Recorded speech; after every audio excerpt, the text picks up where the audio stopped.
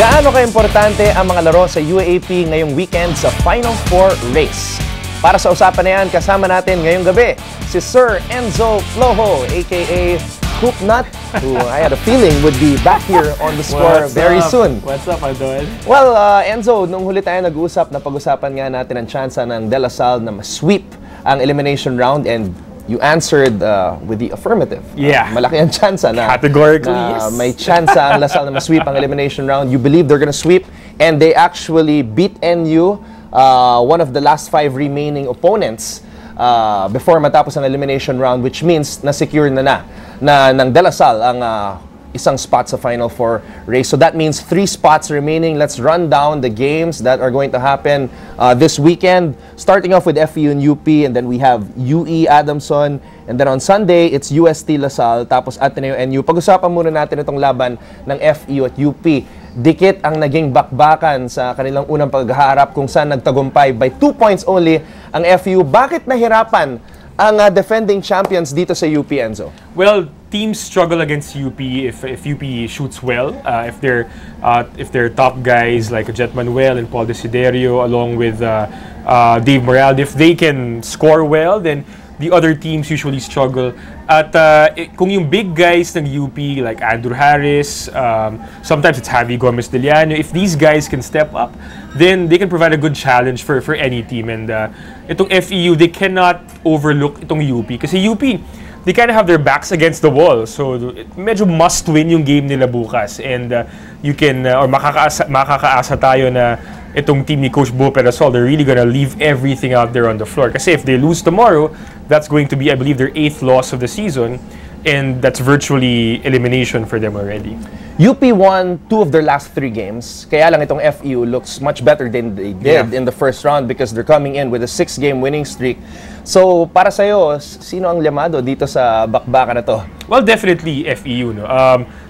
Sabi mo nga, Anton, they're maybe one of the they're the hottest team right now outside of the De La Salle Archers. No? Coming with a 6-game winning streak. They look shaky to start the season. They started off losing 2 of their first 3 games, but now they're at solo second at 7-2. A win against UP is important for FEU to really solidify their hold on that second spot, and talagang para makalayo na sila dun sa log jam sa gitna ng team standings natin. And a win against UP will virtually secure for them that second seed in the standings. So I think FEU really will be all out then bukas, knowing also that UP is coming in with a lot of confidence. They may have lost to La Salle in their last game, but UP, dikit yung laban nila against La Salle in that particular matchup. So again, itong FEU, knowing Coach Nash Rosella, I'm sure he has FEU focused on not overlooking the Fighting Maroons. And the Fighting Maroons have not made it to the Final Four since 1997. Yes. So a lot of motivation for them to try to get over the hump and beat the defending champions tomorrow. Now let's talk about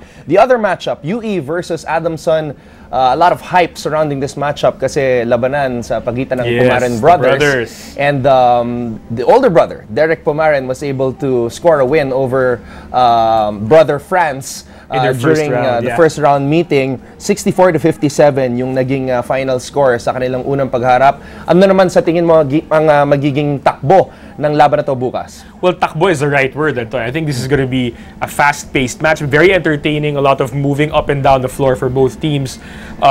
UE was able to successfully implement their press against Adamson, and Adamson just was stifled. Their shooting was not normal against UE in that loss in the first round.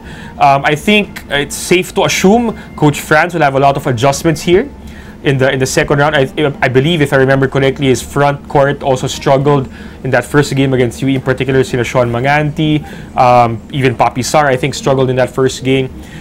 So if Adamson can get those guys going, if Jerick Ahamnisi can shoot at his normal clip, then Adamson should be the one favored to win that matchup, especially since itong UE, they're coming off a loss to Ateneo, where Ateneo outshot them in that particular game.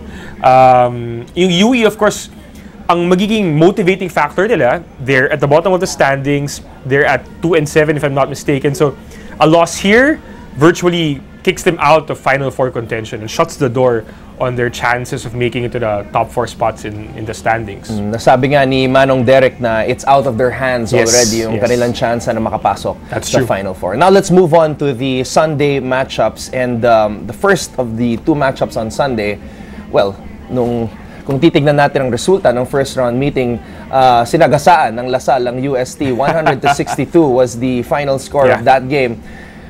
Do the Growling Tigers have a chance to score the upset of the season, Enzo? Very, very minimal chance. I think the only way that UST can even hope of beating LaSalle is if they wax hot from long range. They shot really well against Adamson in their last win. If they can duplicate that and then force a lot of turnovers. Now remember, DLSU is the most turnover-prone team in the whole league, even if they're famous for their defense and their mayhem press. Ironically, they average the most turnovers. So if UST can force LaSalle to a lot of turnovers and the Growling Tigers can wax hot from long range, maybe they can stick with LaSalle up until the end. But unless that happens, I see the Green Archers having another easy win here.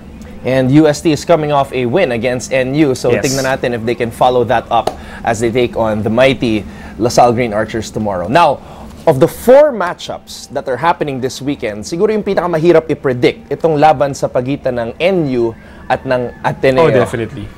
Kasi medyo night and day ang performance ng dalawang teams na to. You kind of don't know what you're gonna get.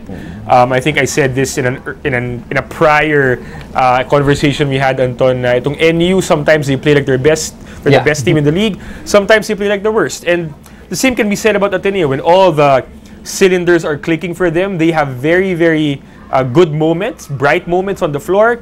But under normal circumstances, they have just so many problems. Ike Chibueze has just not been progressing as well as people have hoped.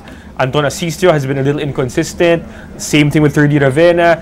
Ang pinakamalaking hope for Ateneo is that the return of Aaron Black continues to really provide a big lift. We saw that in their win against UE. If Aaron Black plays a good game here, that should open things up for Asistio, maybe the Nieto brothers, and Jolo Mendoza as well, who stepped up in their previous win. If those guys can have a good game, I think they have an edge against NU. But itong NU kasi, it always seems like the past few years, they've had the number of Ateneo.